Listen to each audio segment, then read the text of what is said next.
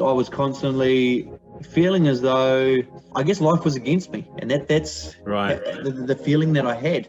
No matter what I would do, that constant feeling of you weren't doing enough, or you weren't pleasing people, or you weren't the person that you should be. You weren't living up to who you were supposed to be in life.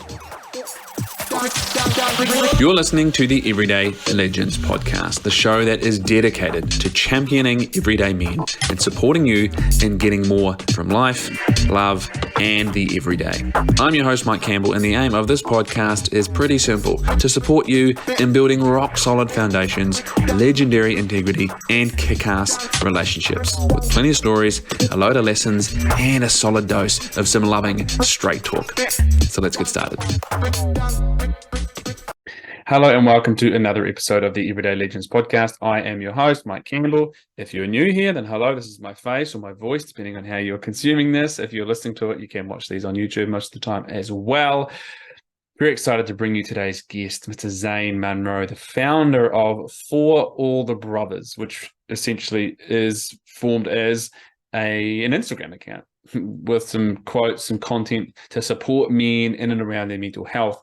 And it's evolved into this thing off the back of Zane's old personal story and experiences, which is quite a common kind of thing, I think, but beautifully done from him. And we'll talk about that in this episode where he shares, the moment where a mate asked him, is he fine? And kind of what came from that. We'll get into that pretty early on in the episode. And then what they get into, what they actually do in the work that they do in supporting men, walks, conversations, events, all these kind of things. From Zane, very down to earth, like, soul of the earth Kiwi, was living in Melbourne, back to Auckland, started up this thing that's gaining traction, that supports men, that is having an impact in the lives of many everyday Kiwi men. And I absolutely love it. And I had the privilege of going on one of the walks. And there's a bit of a story I tell about that in this episode as well. The thing I love about what Zane's doing is that there's plenty of things out there for men in and around mental health, and obviously creating spaces and making it okay to talk. But then there's also this thing where it's safe and enticing, really, for me to come along and connect and actually meet a stranger or a brother or go on a walk together. Really exciting hearing the things that they are doing. So I'm going to leave you to listen to this episode. Tune in to what is about to come.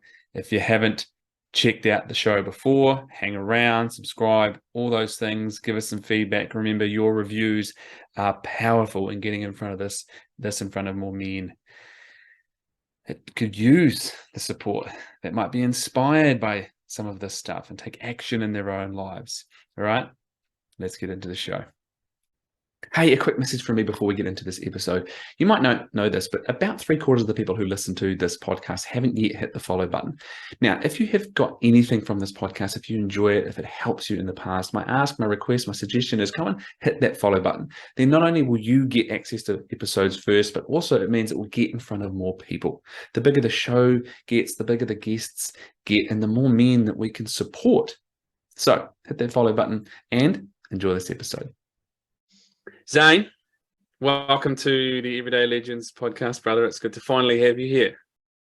Thank you, brother. Thank you. I mean, we've been trying to tee this up for so long, and with my hectic, often unplanned schedule, it's nice to actually have this happen.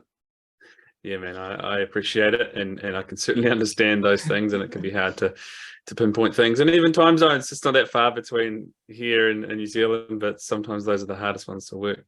So, mate, where I want to dive into is, I'm sure we're going to venture into many things today, and there might be some of the people who and follow you listen to this, and there's potentially a bunch of people who don't. So I want to get a little bit of an idea on Zane, and I'm going to answer this question that I like to ask, and you can take it wherever you want. Who is Zane Munro? Zane Munro, okay. I'm a father, I'm a son, a partner, a builder, and I'm the founder of For All the Brothers. For those of you who don't know what For All the Brothers is, For All the Brothers was simply set up to change the way we speak, we act, and we deal with our mental health as men. I guess I go back a good 10, 15 years. Zane Munro was from West Auckland, bit of a troublesome guy, without actually knowing it, he was struggling with his mental health in a pretty severe degree. Depression and anxiety were things that were, I guess, kind of ruling his life. And the only way that he knew, and I guess the only way for a lot of us men out there, was drugs and alcohol. It was our easy escape. It was an easy way to still be the life of the party, or still be that normal person that everyone accepted. And I guess it was a lot of the time, it was an easy way to mask how you're feeling, to not actually accept those feelings or delve into them, and to push them to the side. But were you aware of them? To be honest, I knew the words depression and anxiety, but no one had ever told me the feelings, the meanings behind these words. So I never really had a full comprehension or understanding of what I was going through. I thought this was just normal for guys left, right, and center. But you could recognize that it, not necessarily that it was depression or anxiety, but it felt shit, basically. It felt shit. Yeah, I was constantly feeling as though, I guess, life was against me, and that's right. The feeling that I had. No matter what I would do, that constant feeling of you weren't doing enough, or you weren't pleasing people, or you weren't the person that you should be. You weren't living up to who you were supposed to be in life. So that's where the drugs and alcohol and the life of the party, that's where you kind of try and find your niche where you sit in, and everyone will accept you. So I grew up in West Auckland, and then I was 18, 19, and I decided to move overseas, because by moving overseas, my life would magically change and everything would become perfect. When in reality, those lifestyles followed me. The drugs, the alcohol, the partying, the unhealthy coping mechanisms or ways of dealing with what I was facing. I got myself into a fair bit of trouble over there, and I got myself into some pretty tough situations. And it came to one night where it all came to a head. The drug use was at an all-time high, and not that I acted on these, but I had those thoughts of, would the world be better without me here? Would anyone notice if I was gone or not? It's something that me and you have spoken about when you're overseas, you don't have your family there. And that was one of the hardest things for me to deal with. But if I decided to come back to New Zealand, well, I would have been a failure, and I would have felt as though I was letting people down. It was quite interesting, because in that moment, I had two choices: either to act on those thoughts that I was having, or to realize that maybe I do need some help. Maybe I do need to speak to somebody. Maybe I do just need to get this off my chest. So had that thought occurred to you, but you'd pushed it away or ignored it? It wasn't until that moment. It wasn't until sitting there alone in my apartment, contemplating would the world be better off without me, that I just couldn't do it. I thought of my mum, thought of my dad, thought of my brother and sisters, and I was like, how would they be if I wasn't here anymore? As much as I don't speak to them every single day, I know that they'd miss me. Going off of that, it just coincidentally happened that I had a friend over from West Auckland, and we caught up for dinner 2 or 3 nights later. And people tell you this will happen in life, and you never really believe them. But we're sitting there at dinner, and he's looking at me, and he's like, "Are you all good?" And I was like, "Yeah," like we all say as men, "Yeah, I'm all good, bro. Don't worry about me." And he looked at me again. He's like, "Are you sure you're all good? Because you don't look it." And it was in that moment where I was like, "Oh, fuck!" Like, he's seen through me, and you get all defensive, and you get your back up and stuff like that. But what he actually did was he didn't try to fix anything. He just said to me, he's like, "Bro, the way that you're looking now is how I looked 3 to 4 years ago. I was going through some stuff in life with family, broken up my partner, blah, blah, blah, blah, blah." He's like, "I felt like there was no one there. I felt like there was no one to talk to." And it was in that moment where you're just like, shit, I'm not religious or spiritual or anything like that. But it's in that moment when you're like, fuck, maybe someone was watching over me. Maybe someone was listening to what I was needing. It just so happened that he'd spoken to a therapist before. He'd been to counselling for the last 2.5 years. And he actually gave me the balls to go to a doctor, to go see a GP and ask for some help. And from that moment there, I guess I was still in a place of hurt and pain. But I'd found somewhere where... It's not a magic switch. It's not. But I found somewhere where for the first time, I could open up without any fear of judgment. I was quite lucky with the first therapist I went and seen. She was probably, say, mid-30s, early 40s. And she spoke to me, which is something which I'd never expected. She spoke to me just like a human. She just spoke to me with empathy and care. And she just wanted to be there to listen. She didn't want to fix my problems or to make everything all better, but she wanted to help me personally work through those problems without it being fixed instantly. And it was quite a shock, because we all think of, I mean, for anybody who hasn't been to therapy before, we all look at it with this outside judgment. Oh, it's fucking weak, or they're gonna just give you pills, or they're gonna tell you this is what you're supposed to be doing in life. Not once did she do that. She tried to find ways that I could help myself through those things, or asking me how I felt, or how those things affected me, and to slowly start working through past trauma or past pain. And it was in that moment where I actually felt seen and heard. And so for me, walking out of there the first time, I was like, this was fucking strange. I was like, I haven't even felt this way. Like, how could somebody see me when I don't see myself a lot of the time? From there, I mean, the therapy and counseling were things that I guess put myself into a space where I could start looking after myself without the need for outside vices. I didn't need those things to be put into my body to make me feel as though I didn't have to feel my pain anymore. Which in turn, after probably a year and a half, almost 2 years, it got me to the point where I'm like, I started thinking, if I was in that position, and as a man, I didn't think there was anybody there to speak to or talk to, but mental health is such a common thing. Why don't we talk about it as men? Why don't we have those spaces, or we have our friends that we openly talk to about it? It was leading up to when my son was about to be born. So this is going back about 4.5 years ago now, and still delving into my past trauma and my past hurt. And just one day I was like, you were still seeing therapists at this point? Therapist, yeah. I still myself will see a therapist or a life coach, or just somebody to not deal with the past trauma as much anymore, but there's still things that come up day to day or week to week. I mean, we've all got partners, work, children. There is still things that lay heavy on us. So I still active into therapy myself, because I'm like, sometimes it's not about when things are bad. It's about when things are good, and continuing riding the goodness of life. But yeah, sometimes just even allowing that. That's it. And when my son was about to be born, I never wanted him to, I guess, have to deal with things in the manner that I did. I never wanted him to realize, to think that he was ever alone, or that he had to fight his battles by himself, which led me to the point of starting an Instagram page with no thought or idea of where it would ever head to. It started off briefly as just quotes, just a couple of things directed at men. With no one knowing my face or my name or anything like that, because there was still that fear that we have as men when people understand or they find out that you have struggles with your mental health. We act out of fear of judgment. So I didn't put anything, and slowly it just started to dawn on me. There's a lot of people that I know that are following this page. There's a lot of people that I grew up with or that I'm friends with that are following this page. They don't know who this person is. It could be their Instagram. So they didn't know. They just stumbled upon it. That was it. So probably going about a year into it, we had a semi-decent following. And I just decided one day to actually put a video up of myself to just be honest and be real and explain where I was coming from.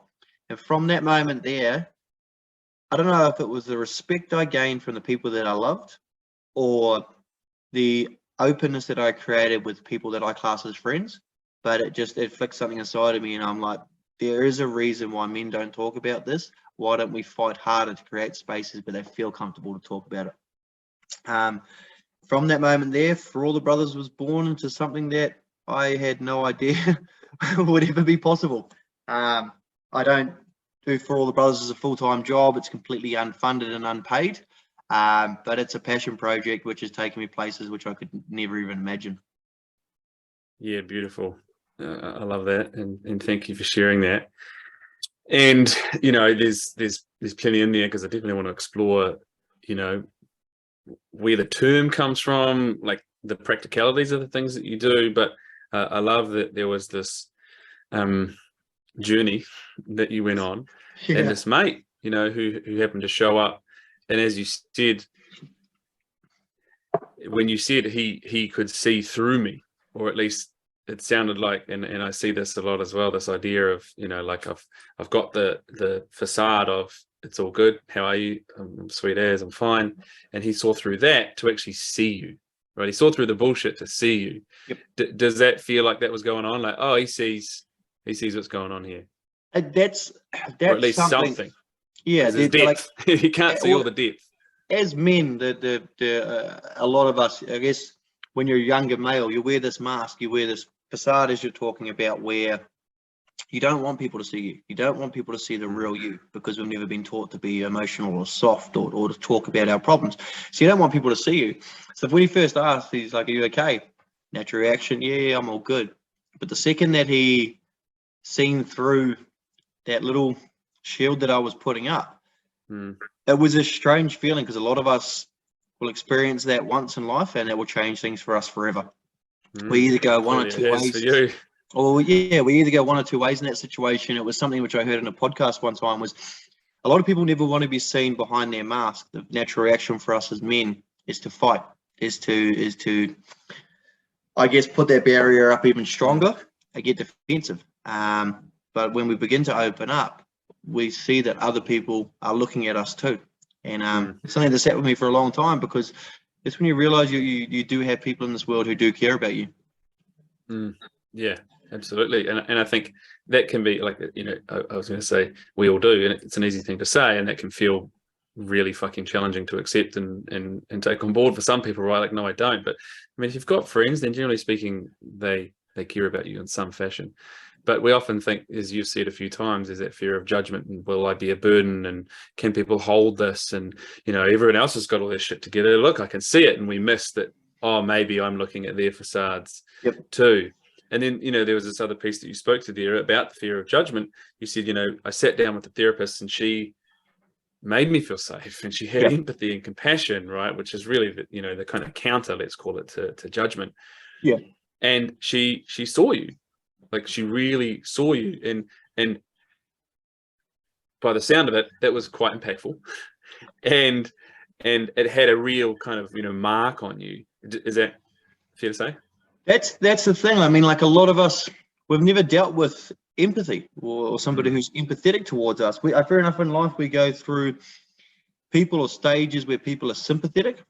And that's not what we want. I don't want someone to feel sorry for me in any way at all, but I do want to feel seen and heard and accepted, and to know that it's all good, not to be all good.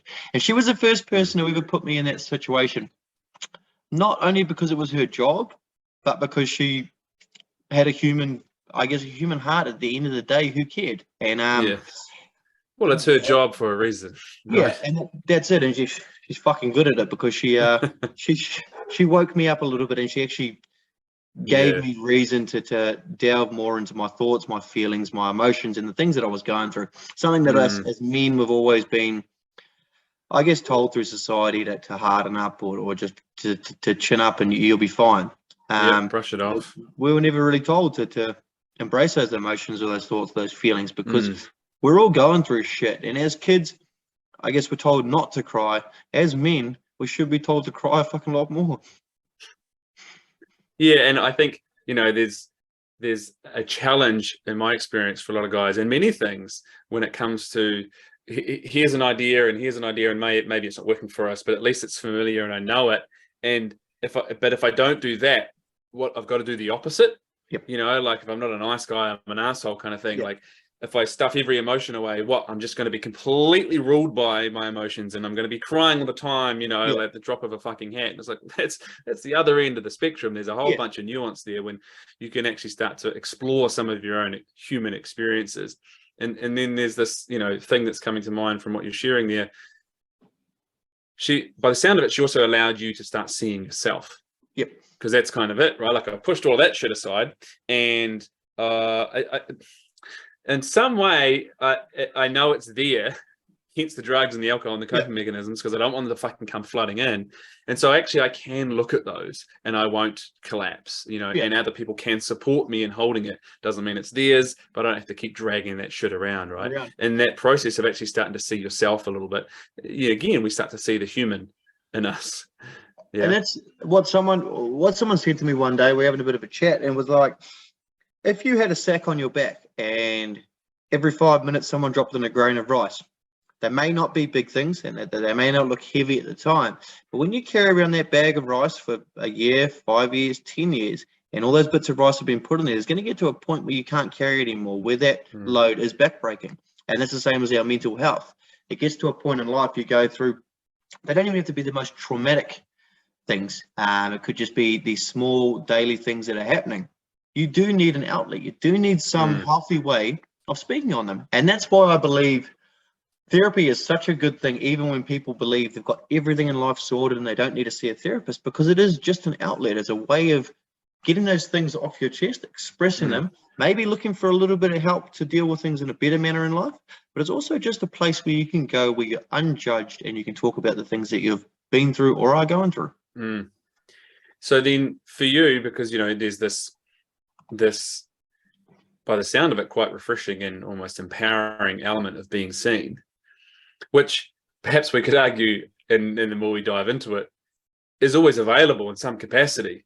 Yep. But there's been this fear of judgment, which perhaps to word it a different way, this fear of actually being seen and then rejected and judged for that, right? So it's like there's this big block there to, oh, but I don't want people to see me. That's the fucking terrifying piece. Yeah. Right. But when we bring in the absence of judgment and the presence of empathy and compassion, oh, there's actually some safety here. Right. Yeah. So there's this piece about being seen that I certainly, you know, experience and witness in many guys. And I've, been there myself. And sometimes they might sneak in all new ways, perhaps at new levels. You know, for you, I imagine that might have come, as you said, for the first little while of putting out content. You know, it wasn't Zane, it was for all the brothers. And I think that's one of the things that we get to investigate, right? We, as humans, as you said, we want to be seen and heard and appreciated, but at the same time, we're terrified of being seen, heard and appreciated and rejected for that. So we've got to find a bridge somewhere to that. And there are, people, tools, avenues to help us build those bridges. That's exactly right there is why For All the Brothers was created. We're not trained therapists. We don't have all the answers. There's no way at all we can heal what everyone else is going through, but we can be that stepping stone. We can be that safe space where guys can step into if they don't want to see a therapist, or they don't want to see a counselor, or they don't want to take that specialist or professional approach. There's a place there where they can attend one of the many walks we put on, one of the many evening events we put on, or one of the many the spaces that we open up where they can come to. And they don't even have to speak sometimes. They can just be present in that room, which may hopefully give them the confidence for the next time that they come to be able to speak up. We have our men's walks, and say we get 20, 30 guys along to some of our men's walks. And it's as simple as walking around a park, 5K park, and walking around in circles. But having a brother at your side where they can talk about their problems and you can talk about their problems. I think one of the things we see as men is talking to people you know is a lot more confronting and scary than talking to a stranger. And that's why we, I guess, with the walks that we do, we decided to throw two things in the mix which make conversation easier. First, being with a stranger. Somebody who at the end of that walk is going to go their separate ways and they're not going to judge you. In our walks, you got the stranger aspect of it, but you've also got the walking. And one thing I picked up myself was while you're walking or while you're moving, the things that you're saying, often you don't overthink them as much. They tend to come out a lot more freely and a lot more openly. So when we put those two together, we realized how many men gain value from them. Yeah, I mean, it's wonderful. And I think you can look at, go deep into studying men and humans and sociology.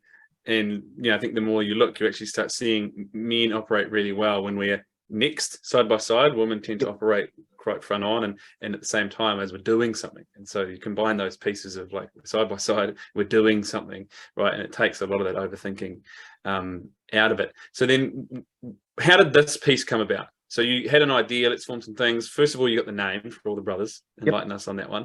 And then the actually like, okay, I can share some shit. I kind of came out of the closet a little bit like, hey, by the way, you guys know me, this is my thing. And then now we're going to do something beyond some Instagram posts. So I guess the first thing we did was when I was living in Melbourne, I grabbed a couple of guys and was like, you guys want to go for a walk? just on a Sunday morning. It was the first kind of group chats that we had going on via Instagram. Like, you guys want to go for a walk together? So we met down at Port Melbourne Beach. We all grabbed a coffee and went for a walk down the boulevard there. And it was the first time where a lot of these guys had been in a space where other men were there to listen. They could be vulnerable, and there was no judgment at all. And from that, I think I was quite lucky because these guys kept coming back week after week. And as much as they needed the space, I needed space too. Being a new father myself was quite challenging. With work, I had a very high pressure job while I was in Melbourne, and work was kind of ruling my life, as well as the problems that I had at home. And then being a new father, I needed that space just to vent every once in a while too. So yeah, things grew very well with my walks. From there, because I wasn't in New Zealand, I had quite a large following in New Zealand. I decided to kick off Zoom chats over lockdown. So when COVID first hit and everyone went into lockdown, a lot of people were feeling very isolated and they were feeling very stuck, and they just, I guess, whatever, part of life they were in, they just needed somebody. And I didn't quite realize how many people needed a space, because those Zoom chats we were running every second or third day, and they were at 12 guys each time, different people coming on each time.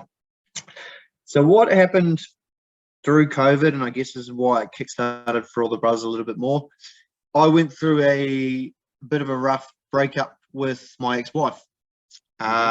Since then I'm divorced, but it kind of threw me into For All the Brothers with everything I had. I needed that space more than I had before.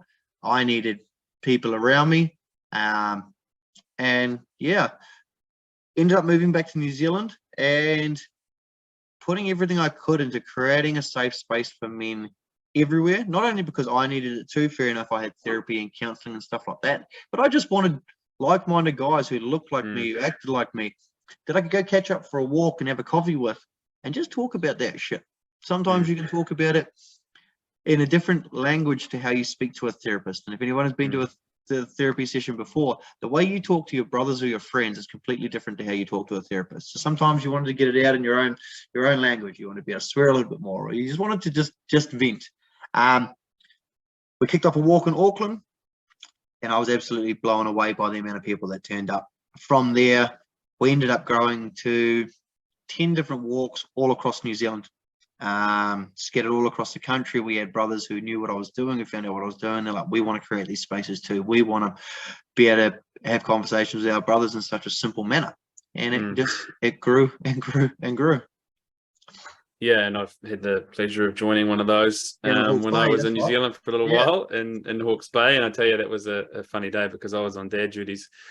Hey, a quick interruption from me on this one. I'll keep it brief, I promise, and that's this. If you want to hear more from me, not only the deeper content where I go into some stories and some examples and some real education in depth, right? I love these podcasts, but we can go into depth, and that is in my weekly email newsletter, Mic Drops. That's what I call it. That's where I drop the mic and I drop all of my knowledge, my own stories, how I navigate shit, the stories of men that I work with and these things in my life to support you in getting your best, getting past your shit, and getting more from life, love, and every day. So wherever you find this podcast, find the link, subscribe to the newsletter, and I'll see you in there soon. And by the way, that's where you can interact with me directly. Just reply to emails and we can have a conversation. All right, back to the episode. With my daughter, who, I don't know, she would have been possibly around 1.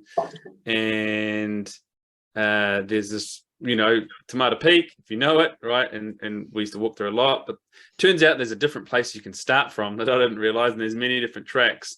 And so I was like, sweet as, I got the kid, I'll be fine. And then I get there and I realize, I've bitten off more than I can chew here. In terms of the walk, I had the little unit on the front pack, and we were up for a massive hike. It was a big, yeah. It was a big hike. And the timing that I had in dealing with the little one, I'd only really allowed for like the amount of time that it took us to get to the top. Yeah. And I was like, now we're going to stop and we're going to have a chat. And I didn't want to just leg it. So I sat for a little bit and had some yarns. And then I did this thing.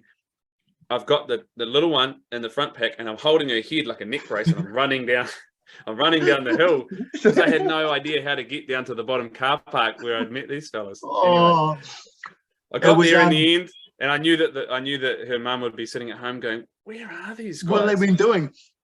But I was very fortunate, and it was great to see, because I think maybe it was a second walk that they'd had. Yep. And it had formed, I think from a family. There'd been a young man who'd taken his life, and that had kind of come from that. And it was very cool to get along and chat and, meet some strangers. And I hadn't really had much of that myself because we weren't planning on being, in New Zealand for so long. I hadn't really made connections. It was kind of like, when can we go back? When can we go back? That kind of thing. So for me, it was also just medicine to get along and connect and see that, because I knew that you'd created this thing and it was popping up in different places. It was really cool to get along and support as well.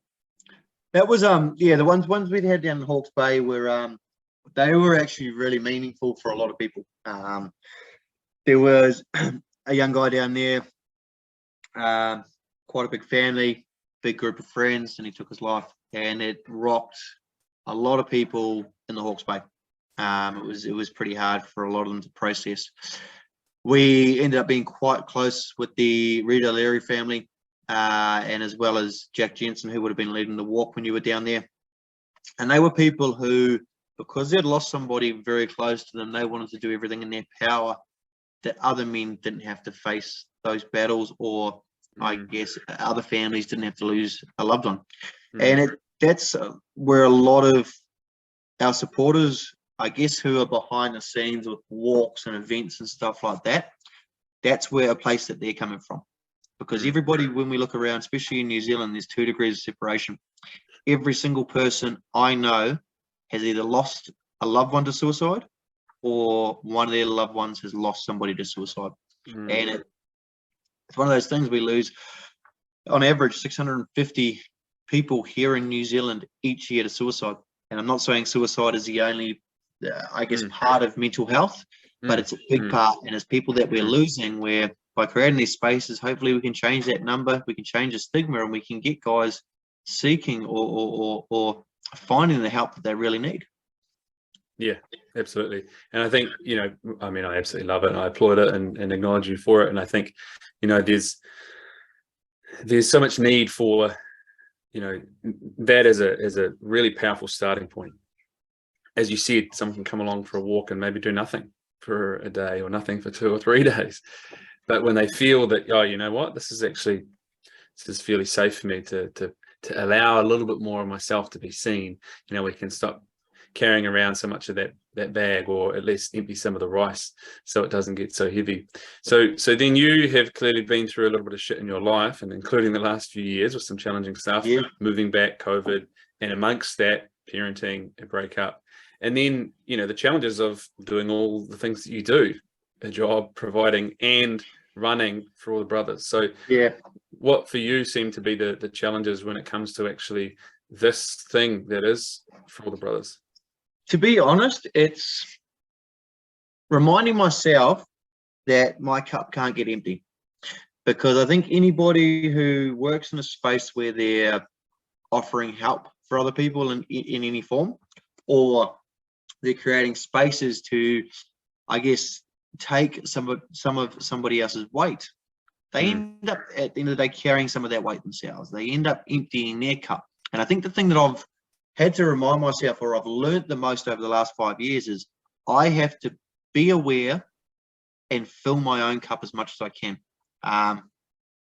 After 5 years of doing it, there's been points in time where I've been so emotionally drained, because you're not dealing with what you're going through, because you're dealing with what everyone else is going through, and you're carrying their shit, and you're forgetting to stop and do things for you.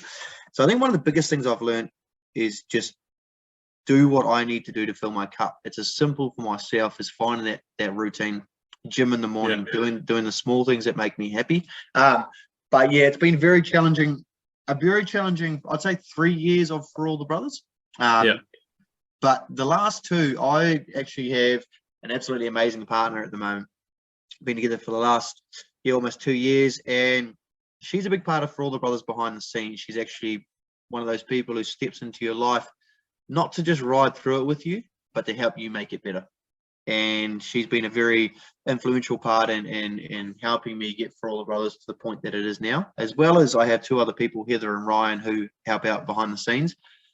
But it's not something that I can do alone. and understanding that, okay, I need to fill my cup. I need to accept help when it's available. And I also need to, I guess, not try and be the person to fix everybody's problems, because that's fucking impossible. Absolutely it is. And even to the point that you shared earlier, when you're sitting with a therapist who's done a lot of training and experience in that, the last thing that they're there to do is to fix your problems, but to listen and support, reflect back, and give you some tools and support you and doing some work yourself, right? And I found myself that's one of the biggest challenges perhaps for a lot of men when it comes to the idea of, okay, maybe I'm going to open myself up a little bit, is this idea that I'm going to burden people, and I don't want to burden people, and I already am a burden, right? And as we kind of said earlier, generally speaking, there's people in your life, they're quite happy to listen. There's also sometimes people who have no fucking idea how to do it. Yep. I think that can be a big challenge for a lot of guys. We can say things like, are you okay? Right. But as you said with your mate all the way back at the start, if he didn't have the vision to see, then your answer, yeah, bro, all good, would have, potentially, who knows where it would have taken you. Exactly that. Right. That's one thing, like, we've tried to help with a lot of the workshops we put on, or the evenings that we put on, which are more about mental wellness than anything. It's about teaching guys how to create that conversation, how to hold that safe space, or how to create that safe space, and how to actually talk to their friends in a safe, comfortable, and helpful manner about mental health. Because one thing I've realized, especially in a lot of men out there, they may have had one person where they've tried to speak to them about, and the person, as you said, was unable to hold space. But also, on the other hand, a lot of men out there don't know how to ask their mates if they're all good. They don't know how to ask them, are you all good? Yep, sweet. Oh, my job's done. Well, in reality, sometimes it needs to be a little bit more than that. So what does that look like when you're taking some guys through it? It can start from any which number of ways. I think that a lot of the times you see guys out there only asking their mates if they're all good, or having that deep, open heart to heart when alcohol's involved, or there's some form of drug in the mix. One thing I try to get guys to do is to pick their mate up and do something active, going for a walk, going to the gym, tennis, something where you're not eye to eye, you're not staring at somebody else, because when you're staring in somebody's eyes, that person is intimidated. You feel, probably not the right word, but you feel overseen. You feel as though that person's looking straight through you. It's about finding the safe space, finding the I guess, environment where each other is at ease.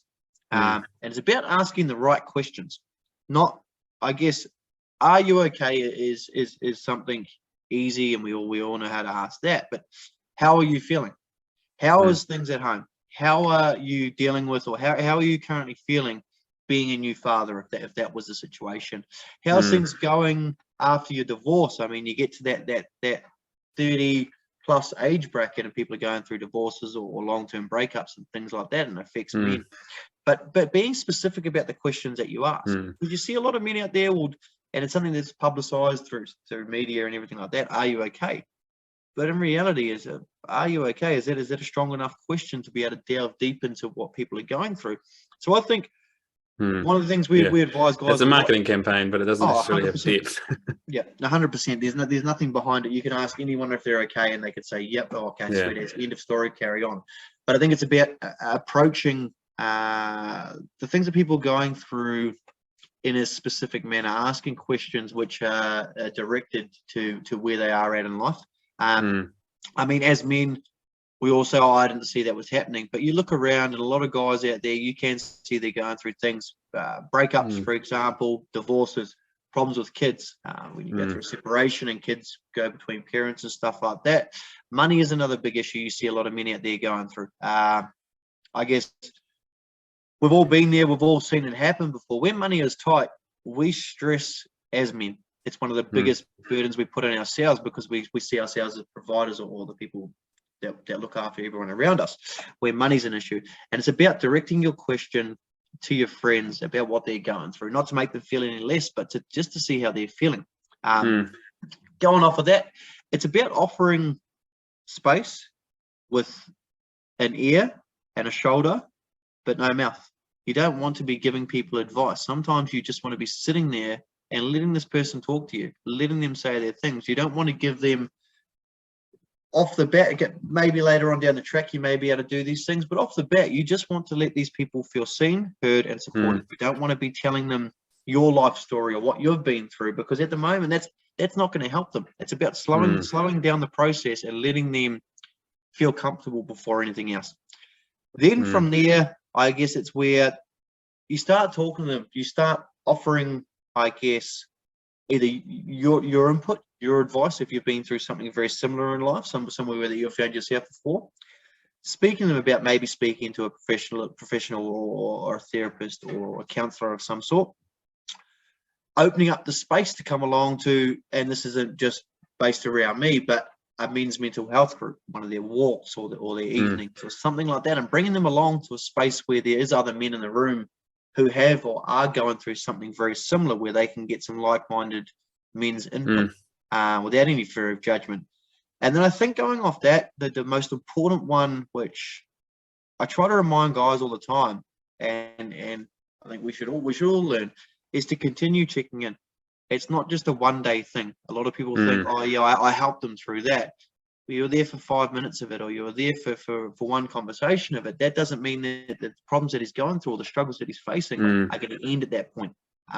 Those things will carry on. And as I said at the start, there was 10 to 15 years that I built up all the shit in life, all the trauma from my growing up. And it's one thing we remind everybody is keep checking in. Progress check-ins, ask them how they're doing, grab them, go to the beach, go have a game of tennis, go to the gym, go do those things where you bring the mental health conversation and you make it so normal it's not funny.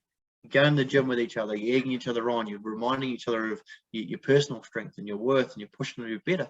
Well, let's do that with our mental health. Let's continue to check in on our brothers. How you doing? How's things at home? How's your missus? How have you been dealing with the breakup? How's things with the kids? How's things with money? You want to keep reminding that person that you are there to talk to them about the issues that they're going through. Yeah, I love that, right? And there's something so powerful, I think, to be said for consistency.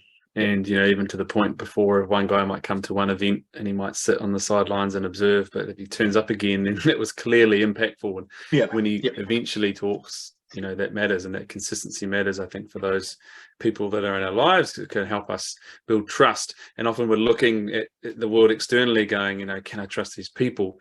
And really, whilst others impact it and showing up regularly matters, the question often comes down to, can I trust myself to let it out, to let them in, to be seen? And I also love this idea, right, because I think it's so powerful of basically it's not the mouth. Yep, if someone wants support, but you can ask that, can I support you in any way? And 100%. Usually that's a challenging question for a lot of guys. Fuck if I know. But if we can actually start to understand it, I think often if we flip the dynamic, certainly if those of us that are in relationship with women, maybe we've grown up with a history perhaps of, she comes home, some shit's going on, and she's firing it away at you. And then we go into fix it mode, we go into do mode, we go into, I am very uncomfortable with your discomfort, so I'm going to try and fix this and get out of my own discomfort. And we hear something along the lines of, I don't need you to fix, I don't need you to solve anything, I just need you to listen. And, there's this thing about the feminine, they love to empty, but also that's us. We have to empty. And I think a lot of men, in my experience, you've talked about even exploring some of our emotional experiences. We have them, but we can even have stuffed them away or put them in that bag, all those grains of rice, sometimes a whole fucking bag of rice, that we feel like we can't feel anything. Right. And that can be a real disconnect, because of course we're humans. And I think often what's happening is we're not numb so much as we're full. And a lot of what we really need is to fucking empty. And that doesn't have to be, right, weaponizing at your partner or your children or whatever it is, but finding a place where you can start to put some of this down. And again, it doesn't mean that someone else has to pick it up.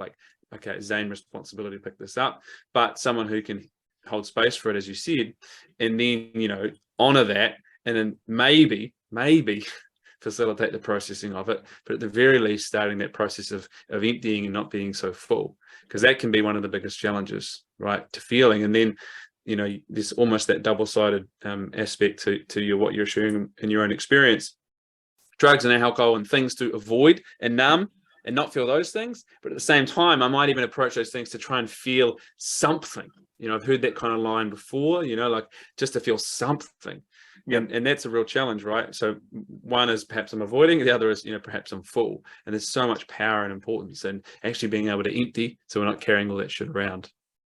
There's something that I speak to a lot of people as well. You ended it right there, that they don't have to carry around. It's something that we don't realize as men. We don't have to carry that shit, because a lot of the time when we don't deal with what we're going through, when we don't deal with the goings on in life, or I guess our certain unhealthy ways of dealing or expressing, or I guess being an adult, we take that into new relationships. We take that out, or we throw it out there at work. That goes on to our co-workers, onto the people that we're around, onto our family, but also onto our kids. And as we grow, as we start to deal with the shit that we're going through, as we start to process it, heal from it, deal with it, but also find healthier ways, we start to better not only our romantic relationships, our partners see a different side of us, but so do our family. Because a lot of us as humans, as adults, hold resentment or grudges or hold certain things against family members, be it parents or brothers or sisters or whatever. And sometimes we've held on to that for so long, it's altered the way that our relationship is with those people. In saying that as well, a lot of us will have something happen at home, and we won't understand how to express it or get it off our chest. So we'll go to work. We go to work, we're in a shitty mood. So you've had a fight with your missus, your hard time with your kids, whatever it is. We take that to work. We take that out on our co-workers, sometimes without even realizing that we're doing it. And I think the thing is, when we realize we've got these built-up coping mechanisms, sometimes by releasing that shit, we're not going to take it out on anybody else. We're going to get rid of it before those other people have to deal with it. And I think the final thing is your kids, because our kids only learn what we teach them. And if they see dad, I guess, drinking his problems away, or being angry, or being violent, or one of the many things that a lot of us men have in our bag of coping mechanisms, our kids see that, well, that's what they're going to carry through. And it's been a generational thing that I think a lot of us men have experienced. Don't talk about your problems, harden up. For a lot of men, especially in New Zealand that I know, our fathers grew up with a heavy-handed father that carried on into our generation. Sure enough, that's changed with the generation that we're in now, with our kids that are growing up. But there is still other, I guess, mannerisms that were passed down through those generations. And it's about us men in this generation changing how we deal, we speak, we heal, and we talk about our problems. Because then our kids will see that, and our kids will grow into the next generation, and it'll be a completely different cycle of the way that they're dealing with their things. Yeah, absolutely. And I think it's such a beautiful point to get to, because, you know, that can feel heavy potentially, but I think, you know, personally, I see it as such a wonderful opportunity and responsibility. You know, it doesn't mean I have to be Superman. In fact, that's a big part of the challenge. And the problem a lot of the time is that I've been trying to be the superhuman dude, everything for everyone. But it starts at home, when I get my shit together and learn, you know, better emotional literacy. A better way of being a steward for my emotions is, you know, a phrase that I like to use. Then that impacts those around me, right?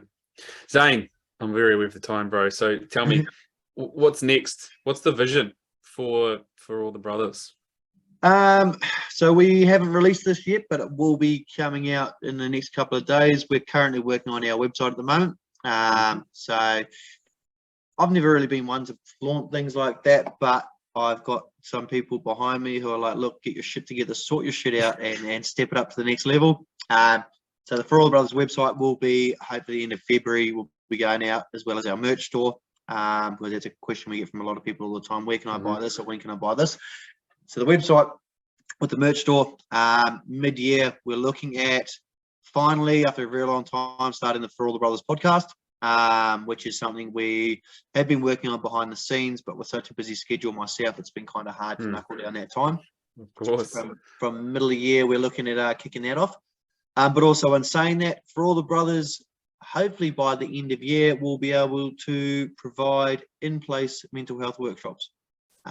which means that we will be speaking in businesses, offices and studios to not only educate people, but also to help people with their mental health, I guess, in a modern way. It's not all about reading a book and having the answers put in front of you. It's about practicing these things with our friends, taking away some real life education that we can use, not only for ourselves, but for our family and friends too. Yeah, beautiful. I love it. And I think that's it, right? It's the accessibility of tools and resources and different interactions, different relationships, right? And therefore kind of different conversations. Yeah, beautiful. Well done. What's next for Zane? Zane, personally? Well, for me, I'm currently renovating my first home. So in the next 2 months, I'll be moving in there. And once I get in there, I'm actually going to take some steps back for myself and just relax. I'll finally be content. I've been back in the country for 2 years, got my son, my new partner, and I'll be moving into my new home. And then that's put me in a place now where I can actually feel as though I've achieved what I've wanted to. I guess coming back to a new country and starting again from the ground up, you feel a little bit lost and you feel as though you're not where you need to be. And it'll be for the first time in my life, I will be sitting back happy and content. And I know that it's because I haven't given up and I've actually put in the work that I needed to get to that place. But in saying that, going from there, I know that once I get to that space, there'll be another challenge that arises, or there'll be something else in life that I need to conquer, and that will be the next step. So hopefully next time I speak to you, I've got a whole new game plan. Yeah, bro. Well, look, it's beautiful, and I want to honor and acknowledge you for what you are doing, and taking some of your own challenges and your own journeys and bringing it to others. As you said, it doesn't have to be about fixing anyone's problems. In fact, it's not, but it's in creating environments where dudes can get together and actually start to build each other up. I'm assuming in some way, hence the actual name for all the brothers. And there's so much power in that. It doesn't have to be the only thing, right? But if it opens the door and it gets them going, and then it gets them coming back, right? And you spoke about for yourself, nourishing yourself and filling your own cup. I think as men, perhaps we have maybe missed the lesson because we didn't see it in our fathers and we didn't get it. But I think regardless of the shit that we are navigating, or perhaps the shit that we're still dragging around from our past that we haven't dealt with yet, there's always medicine in community and connection and relationships with other men. Oh, I think I lost you there for a second. No, you're still there. Good. So, yeah, brother, thank you for what you're doing. I love it, and a huge supporter of it. And thank you for coming on the show. No, perfect, brother. Thank you very much for giving me the time and the space. It's actually been really not only enlightening for me that another male sees things, I guess, from that open perspective, but also to chat to somebody who has been through their own things in life too, but has come out the other side and wanted to create a space where guys can talk about their things. Absolutely, bro. So we'll make sure we get links and where they can find the Instagram and all that kind of stuff up on the show notes. Zane, thank you for coming on the show, you bloody legend. Cheers, Mike. Thank you, brother. You've been listening to the Everyday Legends podcast, the show that is dedicated to championing everyday men and supporting you in getting more from life, love, and the everyday. If this podcast has benefited you, if you enjoyed this, then my invitation is to share this with a man that you think will also benefit from this and enjoy this. Remember, please, wherever you find your podcast, to like us, subscribe to us, click download first, leave us a review. All those things both make sure you get all the updates when they come in, and it supports us in getting this podcast in front of more everyday men that could use it. Until next time, I've been Mike Campbell. Remember to build that legendary integrity, and remember, everyday men We thrive when we are championed, when we are supported, when we are appreciated and recognized for who we choose to be in the world. Here is my invitation to both show up and be that everyday legend, and to continue to champion the everyday men in your life.